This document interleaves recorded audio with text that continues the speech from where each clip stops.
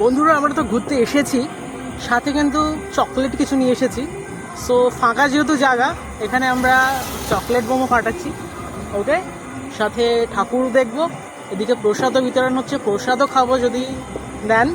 দেওয়ার জন্য দাঁড় করিয়েছিল একটু আগে, তো প্রসাদ খাবো, বাজি ফাটাবো, এখানে যে গান হচ্ছে সেগুলো এনজয় করব, রাস্তাতে অন্ধকার, সেটাও সব কিছু মিলে অসাধারণ। তো বন্ধুরা আরেকটা জিনিস যেটা করছি সেটা বললাম, বাজি ফাটাচ্ছি না, আমরা তোমাদেরকে দেখাবো কোথায় বাজি ফেলছি। ওকে, এই দেখো পুরো অন্ধকার পরিবেশ, আমরা গাড়িটাকে জাস্ট দাঁড় করিয়েছি। চকলেট,